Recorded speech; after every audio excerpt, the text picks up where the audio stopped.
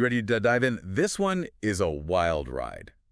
Presidential campaigns, fast food, the internet, all the important stuff. We're looking at Trump's little visit to McDonald's, and let me tell you, the whole thing is fascinating. Yeah, it really shows how something as everyday as grabbing a burger turns into, well, a whole political thing these days. Right. So picture this. It's October 2024, election's getting heated, and Trump, who, let's be honest, loves his fast food, he pops into a McDonald's in Pennsylvania. What do you make of that as a campaign strategy? Well, politicians have always done these sorts of things. Photo ops, shaking hands, trying to look like just one of the people. Remember that picture of Bill Clinton munching on a Big Mac? Oh, yeah, classic. But, and maybe I'm reading too much into this, but this McDonald's is in Pennsylvania, right? Swing state, super important for the election. Exactly. On the surface, it's a fun little campaign stop, but like most things in politics, there's always more to it. And here's where it gets good. After Trump's visit, the Yelp reviews for this McDonald's, let's just say things got interesting. It just shows how politics, especially with the internet, gets into everything. No kidding. Accusations of, bronzer on the fries, health code violations. People were comparing the place to, well, a certain other Ronald, if you know what I mean. And the actual reviews, some of them are hilarious. One person wrote, "The atmosphere was creepy with a convicted felon behind the counter." Ouch. And that's the thing, right? Yelp is supposed to be about, is the food good or not? But it becomes this platform for everything. It's political satire meets a quarter pounder. Mm-hmm.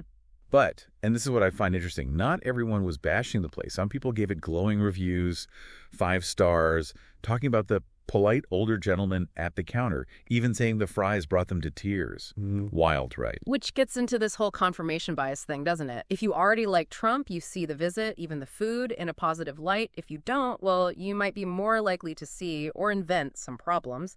And this is where it goes beyond just, someone grabbing a burger. It becomes this whole, it just keeps growing. Oh, absolutely. It took on a life of its own. And then you've got Trump using it to, take a shot at Kamala Harris. Because she had talked about working at McDonald's, right? Exactly. He basically implied she was lying. So what starts as a kind of lighthearted thing turns into this attack on her credibility. Classic political move, right? Yeah. But it goes back to what you were saying before about truth and, misinformation online. It makes you wonder about the motivation behind some of this stuff. Absolutely. Is it to change people's minds?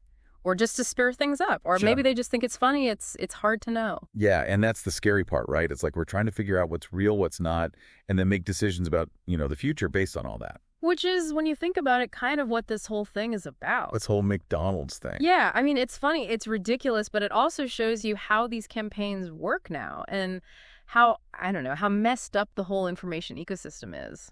Right. We're supposed to take it seriously, Yeah. but it's also kind of a joke. It's like a political cartoon, but in real life with real consequences. And, we think about fast food, it's supposed to be simple. But here it is, mixed up with politics, with identity, with what people choose to share online. Exactly. It's not just a place to get a burger anymore. It's home.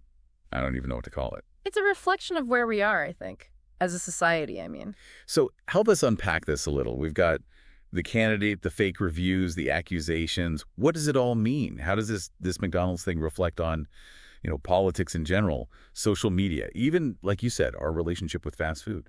Well, it definitely shows how divided we are and how these campaigns, they're not just about speeches and policies anymore. It's about memes and going viral. And, sometimes it feels like outrage is more important than actual ideas. It's like that saying, we're so used to the show we've forgotten what's real. Something like that. Yeah, and it makes you think, how do we even make sense of it all as voters, I mean? There's so much coming at us all the time. No kidding. It's overwhelming, right? You start reading these articles and you think, okay, it's about a McDonald's visit. This will be funny. But then it's like, whoa, this is actually kind of deep. Exactly. We laugh at the absurdity of it all, but it makes you wonder about the future of political discourse, how we're supposed to have real conversations when everything's a meme or a soundbite. It's like we're living in a political cartoon, but it's real life, and the stakes are incredibly high. And it all circles back to the fact that fast food, something as simple as a burger, can be a lightning rod for these bigger societal issues. You're right. It's not just about grabbing a bite to eat anymore.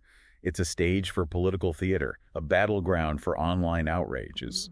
It's a lot to unpack. It really is, and it all boils down to this. In a world saturated with information, how do we filter out the noise and focus on what truly matters? How do we engage in meaningful dialogue when it feels like everyone's shouting into the void? Those are some tough questions. And as we wrap up this deep dive, is there one key takeaway you'd want our listeners to remember? I think it's crucial to remember that we're all active participants in shaping the narrative. Every vote we cast, every online review we write, every conversation we have, it all contributes to the bigger picture. This McDonald's episode, as ridiculous as it may seem, reminds us that even the most mundane aspects of our lives can hold a mirror up to society's complexities. It's a good reminder that things aren't always what they seem, even in the drive-thru lane. We might come for the fries, but we often leave with a whole lot more to chew on.